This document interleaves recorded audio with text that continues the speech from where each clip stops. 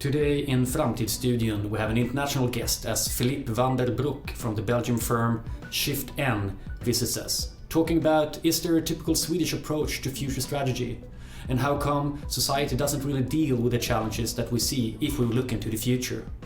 And what is the relation between futures and systems thinking? This time in Framtidsstudion, Philippe Vandenbroeck. Welcome, and my name is Fredrik Thorberger. So, it's time to take a look outside the Swedish borders, and we are very happy to welcome Philippe Vandenbroeck to the Framtidsstudion. Welcome, Philippe. Thank you very much, Fredrik. You are here as one of the teachers for our International Certified Future Strategist program. Can you tell us something about where you're working back home in Belgium? I'm a partner in a consultancy company which is called ShiftN. I helped to establish and to found the company 25 years ago already. Oh. I have a background in Shell. I worked a couple of years for the Royal Shell Group, which is, as some people that are familiar with the history of foresight know, that is a company that is strategically mature. They are typically looking at long-term developments in order to think about their own strategy. And that's where I came into contact with the discipline of scenario planning for the very first time. And so I left Shell with a couple of colleagues and we established ShiftN, and that's meanwhile already quite a while ago. And so we've been building that practice over that 2.5 decades. And scenario planning, futures thinking is still an important part of that work. It's not the only thing we do. We complement it with what we call systems thinking or systems analysis. But basically, what we do is to support decision making by various actors, both in government, local authorities, civil society actors, philanthropies, foundations, international NGOs, and also in the corporate sector, of course. Right. It sounds like Higher Future quite a lot in that sense. I think there's a significant overlap between what you do here in Sweden and what we do in Belgium, yes. Yeah. Have you experienced the same thing as I have, that often when you come out and meet customers, people ask, how do you end up working with this? Or? Yes, it's a question that that I've heard a couple of times. It's because there are degrees in futurism or in futures thinking, but they're actually not very common. No. There's a couple of universities worldwide who offer academic training programs, but it's on the whole, it's something that's not, I'd say, often on the menu of academic institutions. No. So people are surprised to see that indeed, you are making a living of thinking about the future.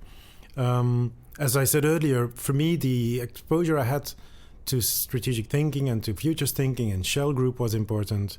And so I've been able to build up my practice based on that knowledge, that exposure, and also to the network that came with that. Oh, of course, yeah. Yeah, and I can tell a little bit about that if you're interested. Please. When I left Shell together with a couple of colleagues, we started to work initially actually under the umbrella of an organization that was called Global Business Network. And again, in the history of foresight, the last couple of decades, GBN is an important name. It was a company that was established in San Francisco by a number of people who had a past in Shell, in the planning group at Shell, but also at Stanford Research Institute. Peter Schwartz was one of the people behind there, and Stuart Brand, Lawrence Wilkinson, Napier Collins. So people who were familiar with futures questions, and they thought the time was right to bring that kind of thinking to the business world and to local governments and so on. And when was this in time? That was in the late 90s. Okay. It was in the late 19s. I mean, if we go back in the history of foresight, I would say that the technology emerged around after the Second World War, in the early 1950s. But with many things, it's actually military technology. Yeah. And it took a couple of decades in order for it to mature and then, to be ready to be transported to other societal sectors. Right.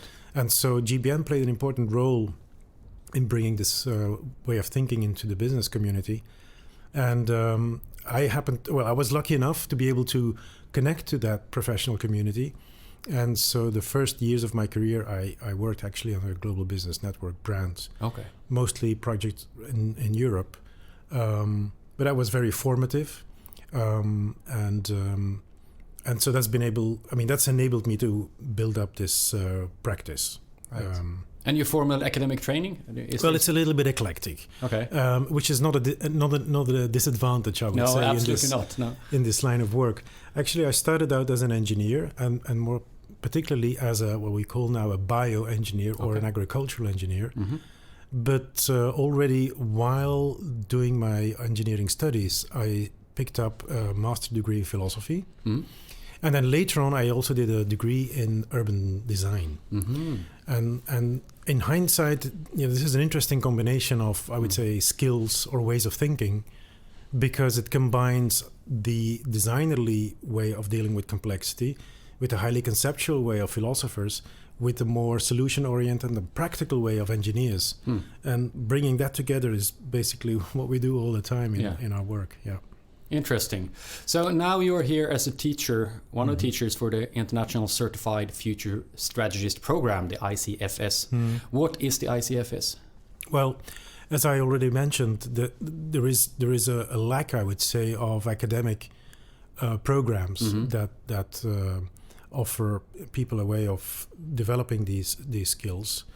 And so the alternative would be that you have, I would say, almost vocational training or professional training to make up for that deficit. And that was basically the idea, I would say 6, 7, 8 years back.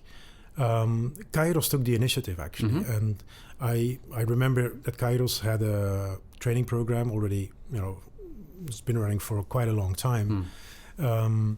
And the idea was to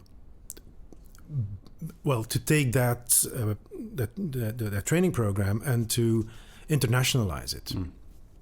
Because there's definitely opportunities to bring that knowledge to an international audience. It doesn't have to be confined to Sweden. And this is where the idea was born to develop a multi-module foresight program oriented towards practitioners to help people in a relatively, let's say, compact format to acquire the necessary skills to do this kind of work in practice in their own organizations or even as a consultant. And so the result has been the International Certified Future Strategist program. The development was co-financed by European Union. Right. So we were able to attract financing from the Lifelong Learning Program. And this has also enabled us to build a consortium, which is behind the ICFS program. I think that's quite distinctive that the program is taught by a mix of practitioners from different countries. I mean, Kairos is, I would say, the lead partner, and then we are involved from Belgium. There is a Finnish partner, and there is a Greek partner, and there is a British partner. And so this makes from an interesting mix of perspectives. Yes, that's one of my questions. What's the value of this multinational cooperation? I mean, is there a typical Swedish approach, for example, to future strategy that differs, or a way of looking at history or the future that differs from Belgium or Greece? Well, I would say, the short answer is yes, but whether it runs along the lines of, say, Sweden to Britain and Greece is another matter. There are definitely foresight schools. Right. And I think the main distinction we might make is, let's say, an Anglo-Saxon version versus a more Latin, French-oriented practice. But I think here in the ICFS, I think we more or less cohere along the lines of the Anglo-Saxon practice. It's called also the intuitive logics school. It's very much inspired by, I would say, what happened in the US in terms of foresight practice in the, late in the previous century. Right. So, and I think it's also important, that we share that kind of common methodological basis, because if you ask participants to the course, they will testify that it is already a lot of material that they have to absorb and internalize. So it would be, from my point of view, counterproductive to to confront them with different kind of course, yes. Future schools. Yeah. So in that sense, we try to adhere to the particular Anglo-Saxon approach, I would say. But having said that, there are cultural differences, of course, and can you point something out? What do you say? Because what I'm interested in here is does culture and history influence how we look at the future? I guess it does, of course, but have you seen any concrete examples? Do you think? Because we definitely have different experiences in these countries, not the least the political systems or the World War II or other kind of aspects that have shaped our history. For sure. There's definitely there's very fundamental factors involved, such as religion, for instance. Mm-hmm. It's well known that, say, an American culture is very entrepreneurial and would by nature be disposed to have a very open and basically positive view of the future, whilst maybe in Europe, we're less inclined to have such an open view, more inclined towards seeing more threats rather than opportunities. We know very well how bad it can be, how bad it can turn. Yeah. And maybe this, if I think about Belgium, which is a rather strange country in a way, it's a kind of an artificial construct. Mm-hmm. But we've always been, under the control or the sway of one or another superpower, and I think that has also colored our worldview and our expectation with respect to the future. So I would look for deep cultural imprints in order to explain those differences. When we met here before this recording, I asked you what your title is. Can you tell the listeners what is your title as a professional? Yeah, I always refer to myself as a futures and systems thinker. Mm-hmm. It says something about the approach we take to helping clients to deal with strategic issues, and so it refers to two bodies of knowledge, two approaches mainly: futures thinking and systems thinking. Mm-hmm. I think they are related. Yeah, it's hard to do futures thinking without doing systems thinking. And vice versa. And vice versa, yeah. But on the whole, I would say that systems thinking is, as for me, has a broader compass than futures thinking. Futures thinking is clearly tied to the future. Yeah. Systems thinking is very generic approach to problem solving. Right. And for me, the futures approach or futures thinking is an embodiment. It is one way of practicing systems thinking with a particular bearing on the future. But in both cases, we're talking about approaches, methods, techniques that allow us to tackle a very wide range of issues and problems. And you can see that, our portfolio of projects and assignments testifies to that.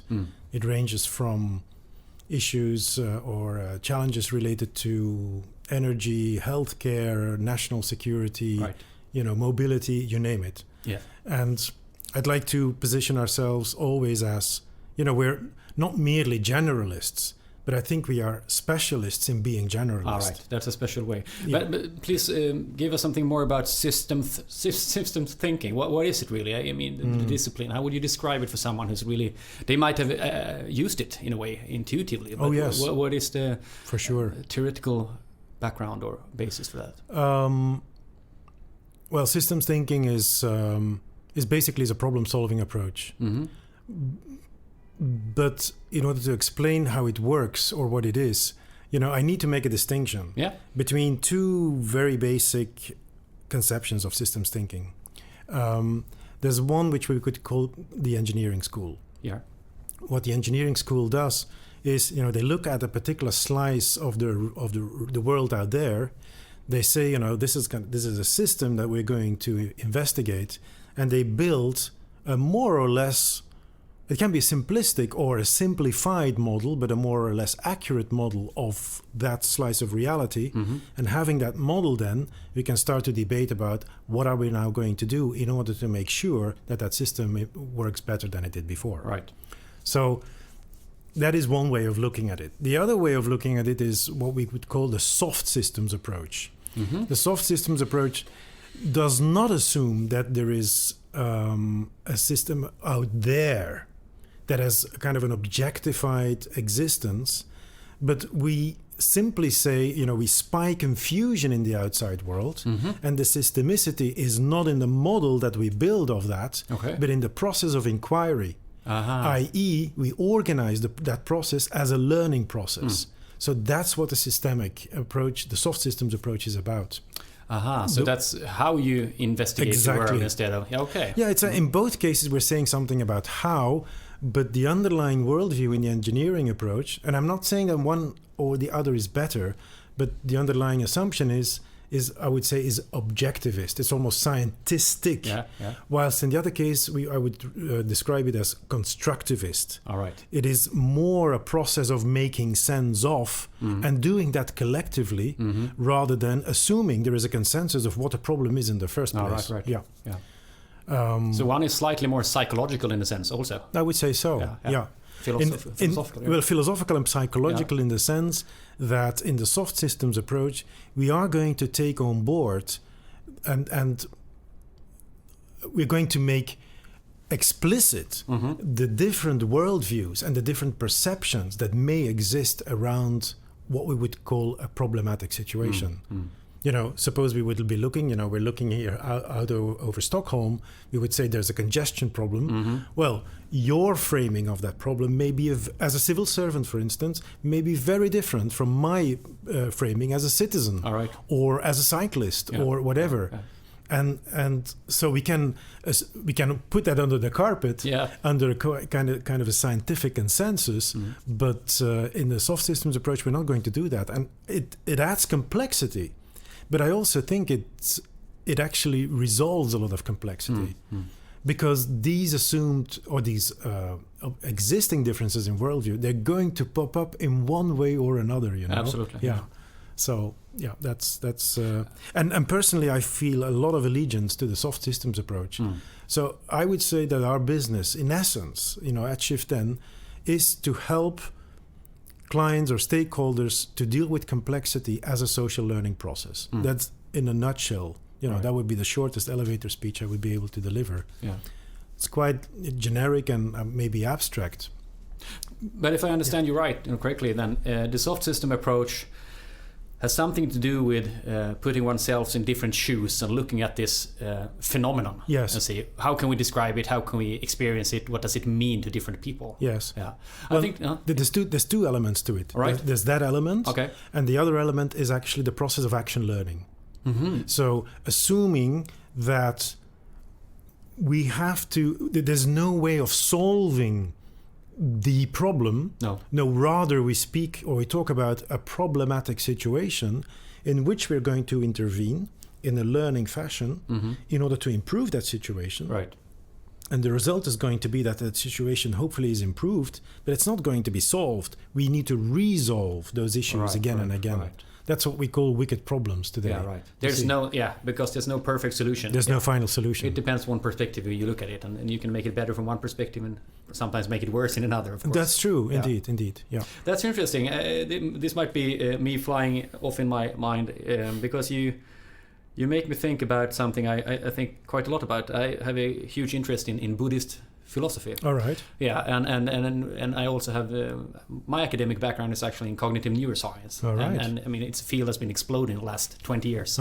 And what you more and more find is that what they were studying and in a way understanding in the Buddhist tradition is very much confirmed when you look at how the brain actually works. Amazing. Yeah, and you can see that concepts have a relation or relate to some physical or objective reality within our brains in a huge degree. And one of these things within Buddhist philosophy is the fact that you look at the world and you perceive it through your lenses, and you give it meaning, you give things symbolic meanings, and it creates emotions and hence actions and so on, and drives and motives. issues. Exactly. And what you are describing is when you say that you prefer the soft system approach, for me is an acknowledgement of that way of looking at the world. That's it. And sometimes I feel that there's a general move. It's slow, but it's quite massive, actually going from this more objective mechanic engineer perspective, which has been very beneficial and still are in many ways. But generally speaking, it feels like society's consciousness about how to look at things are moving in that direction of constructivism in a sense. Yes. And the way that people are very subjective when they look at the world. Do you agree? Do you see that movement? I tend to agree with that, yes. Yeah. There's an important proviso I would like to make, and that is that we feel that over the many years we've been active, there has indeed been much more of a willingness to take on board that kind of complexity. Yeah. And we meet now more clients than we used to that are willing to phrase their issues in complexity terms, or in terms of, let's say, learning processes. Yeah. However, the problem is that there is a very annoying reality, is that decision makers, or whatever level, attention budget, and I'm talking in really practical terms, is shrinking all the time. Right. So that confronts us with a really annoying kind of tension. On the one hand, we have people who are acknowledging the complexity, and on the other hand, they're saying, "But I don't really have the time, to really come to grips with that." And I have no idea how to resolve that. We can. We try to find ways around that by leveraging digital platforms and so on, to make it more efficient. Yeah. But basically, there's a very acute tension which is developing there, and I'm not quite sure how we can deal with that. But you used the word attention budget, right? Yeah, that's right. It's getting shrinking all the time. Yeah, that's very, very interesting. And one of the voices I listen much to, it comes back to the fact that when the podcast suddenly arrived as a medium, it turns out that people are eager to listen to quite long conversations about complex things. I mean, a format or a content that TV could hardly produce because it's too expensive. You have to know that you get your money back, and the commercial drives behind it. That's right. Now it's so cheap to make this podcast, and it turns out that people are in a way smarter than we expected. And that's hopeful, of course. That's true. That's true. So interesting you pointed out. And I hope we can, like these conversations, at least give some ignite more discussions and conversation, because there are a lot of big issues ahead of us. And, That's and it. I haven't been into this business not a third of the time that you have been, or even a tenth maybe. But what I see and what annoys me a bit, that we have been seeing so much of these things going on now. We have been knowing them for so long. That's true.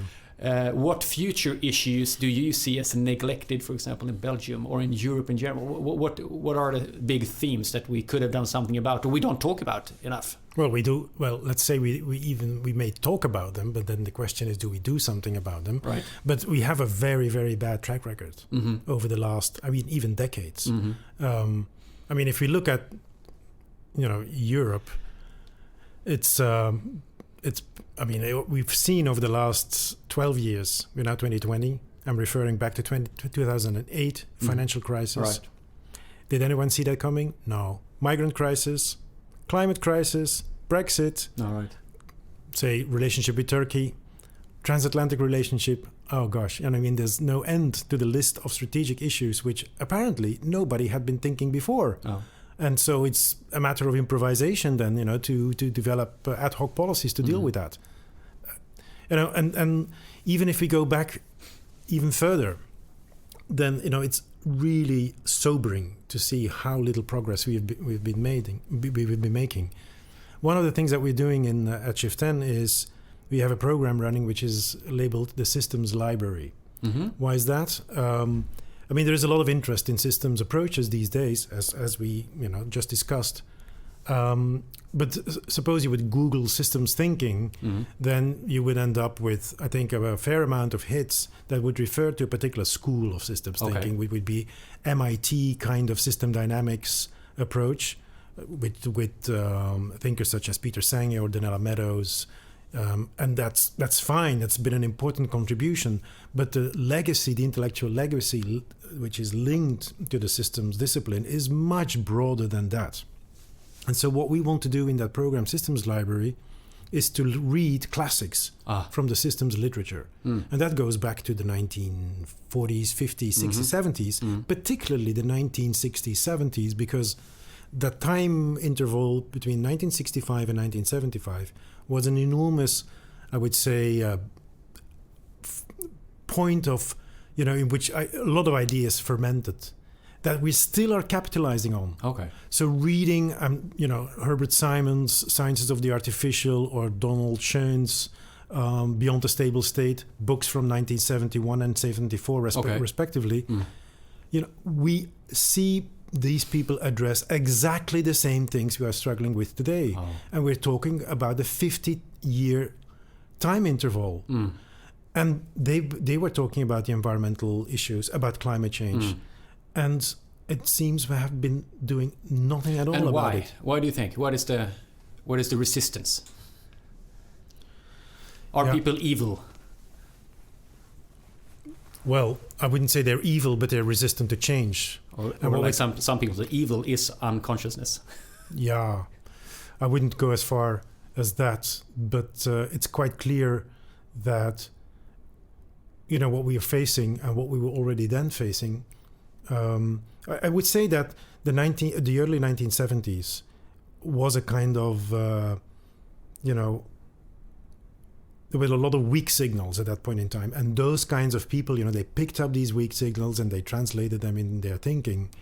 And of course, we can point to Earth Day 1970, we can point to the oil shocks as things that announced a different regime, where we're moving into another world. But in order to effectuate such a whole systems change, I mean, it requires a massive investment, a massive change of mind, patterns of behavior. Well, it's normal that there is a lot of resistance to that. And I think our species is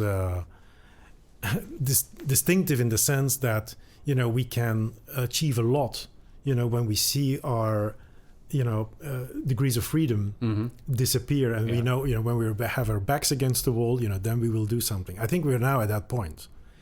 Some of us. A growing number. A growing number. Absolutely. I think so too. I think so too. Yeah.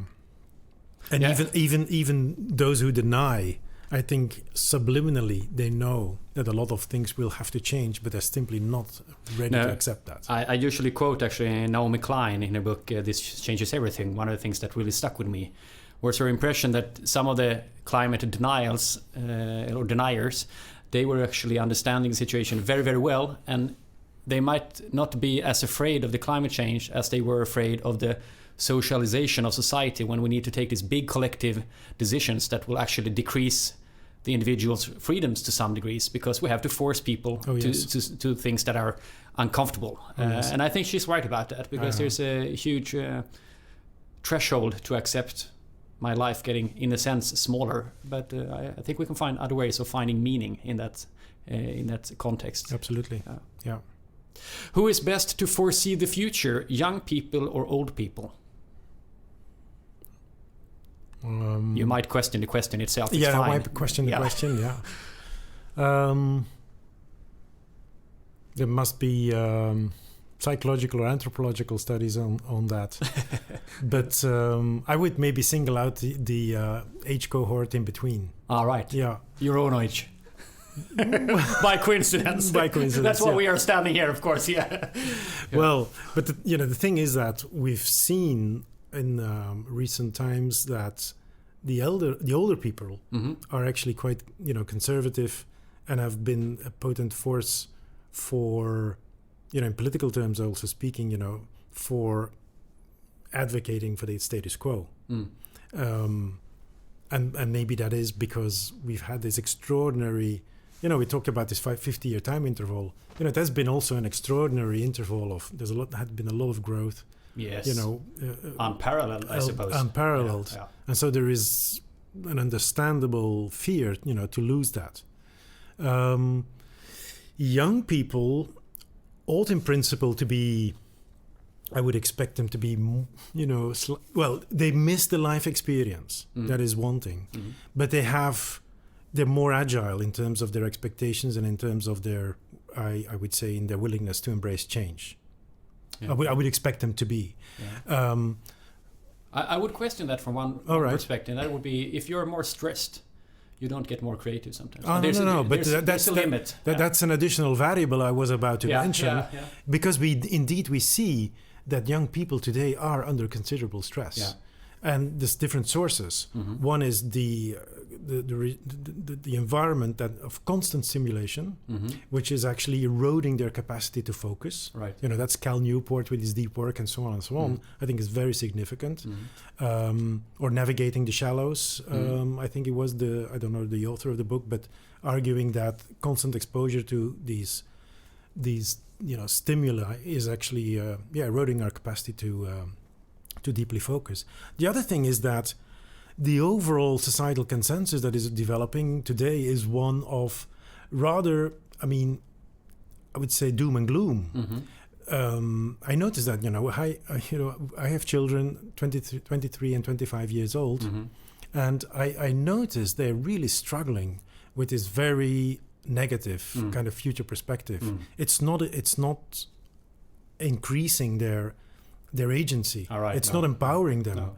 So the risk is that young people then are going to develop a very conservative strategy, to keeping their heads down and maintaining whatever they have, and so not opening themselves up to new opportunities in the future. No, there's a growing potential for either depression and freezing. Fatalism. Yeah, indeed. exactly. Yeah. And the other one is, of course, revolution and fighting. Yeah. And I suppose the former group is bigger or larger than the other ones. So there are more people freezing than fighting. That's right. To return to that book I briefly mentioned, mm-hmm. Donald Schoen's Beyond the Stable State, in the first chapter, he outlines 3 typical ways in which people deal with situations that are beyond stability, turbulence, mm-hmm. say. One is return, mm-hmm. i.e. we want to go back to what we know. We can see several political forces in that direction. Absolutely. Yeah. The other one is revolution. Mm-hmm. So clean slate, we start with something new.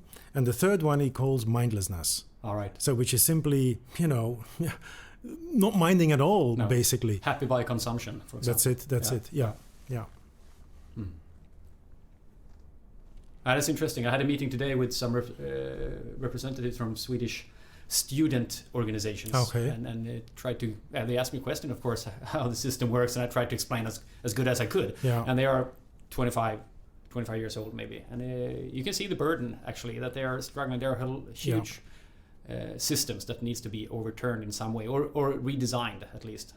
True. And there's a huge potential for political leadership that actually moves in and have a clear vision. And the downside or the scary side of that is sometimes clarity goes before reason. If you can communicate it, it will be accepted rather than, it might not be the smartest solution, but if it's clear enough for me to understand, then I might go for it. For sure. And that's another potential danger, of course. Yeah, which brings us back mm-hmm. to our soft systems approach. Yeah. What we would need to be able to inculcate people with is this ethos of wanting to continuously to learn. Mm-hmm. And so to keep a number of judgments, so to speak, and expectations in suspension.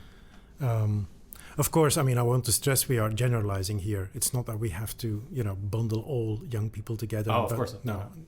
They're as heterogenic as any other group.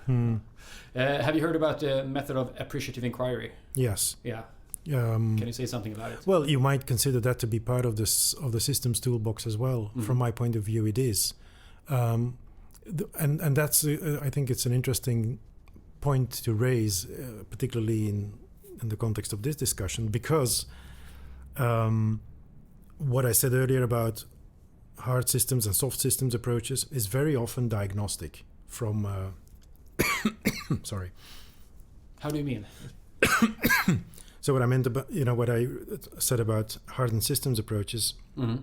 it starts very often from a diagnostic point of view, in the sense that we're looking at a problem. Mm-hmm. Or I use the term problematic situation. Oh, right, yeah. So there's something where there's friction. Mm-hmm. Dissatisfaction. Mm-hmm. And so we're starting from that, and we're trying to understand why is that and how can we improve it. Mm. That in itself is, I think it's a very useful and a necessary perspective, but it's not the only one. No. In some cases, focusing too much on the problem is actually going to disempower us. Absolutely. It's going to immobilize us, because we know it's sometimes hard to take on board psychologically. Yeah. That's why appreciative inquiry is so interesting, because what it does is it starts from the question, what does work today? Yeah. What are the strengths? Now I can tell the listener we're immediately starting to smile here in the studio, because it's just another different energy to talk about what Absolutely. works, actually. Yeah. So we're focusing on the strengths, and we are thinking about how can we reinforce those strengths. Yeah. And I think that has a lot of value, and I think both are actually complementary. Yeah. I wouldn't want to make a choice for one or the other. No.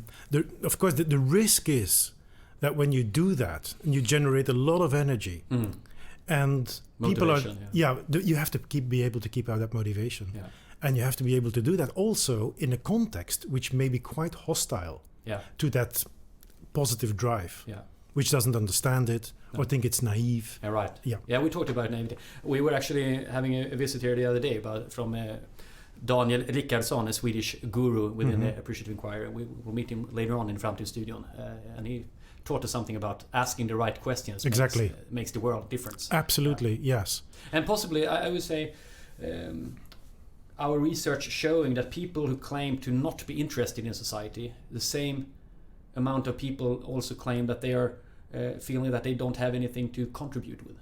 And they also say that, no, I don't have to be part of society, it's fine not being part. And for me, that I can't say that they really, there's a causality here, but I believe actually my personal guess is that there is. And sometimes maybe we could look at appreciative inquiry, the method of asking questions about what works and how can we make the work better and do more of what works. That's right. It's a perspective useful when you talk with people who might feel less competent with the problem, because otherwise there's no hope. And That's hope, right. we know from positive psychology, is fundamental to moving forward. Yes. So it's an interesting method. Well, let's get back to that later on here in Framtidsstudion. The clock is ticking. We need to finish up here this Friday afternoon, and the sun is setting over Stockholm. So what is the main benefit from attending a course in future strategy, such as the International Certified Future Strategies Program? Well, let me briefly sketch the composition or the logic behind the program. So it's a 4-module, 12-day program.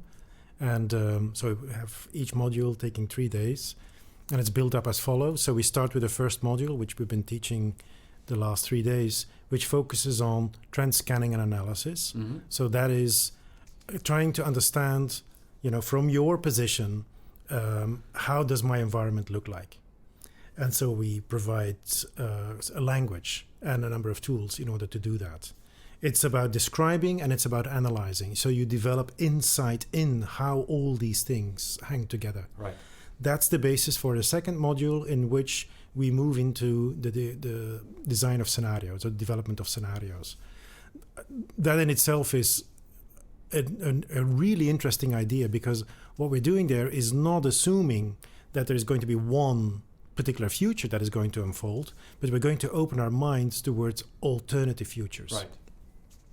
Alternative futures which are then going to provide a background for strategizing.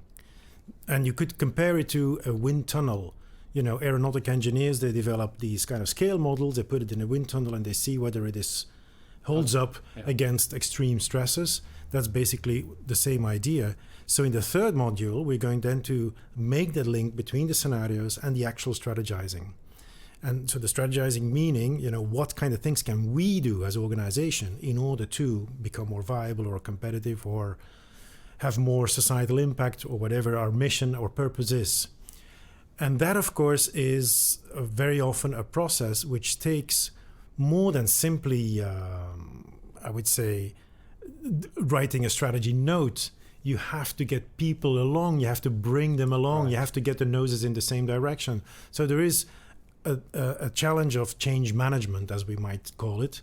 In any case, you need to do that collectively as an organization. So how do you do that? That's the fourth module. Okay. Yeah. So you build from, I would say, an almost kind of conceptual, intellectual, cognitive effort to understand where am I, to how can we do something about those the challenges we're faced with, to, how do we do this collaboratively, collectively as an organization, and even in partnership with our stakeholders. Yeah. And those tools sounds to me like general strategic consultancy tools. It's not specifically for future analysis. I mean, it's for anybody who works with people trying to make change. Absolutely. Yeah. Very interesting. Philippe, I think we are ready to say thank you very much for coming to Framtidsstudion, and I hope you will have a nice journey back home to Belgium. Always a pleasure to be here. Thank you very much, Frederick.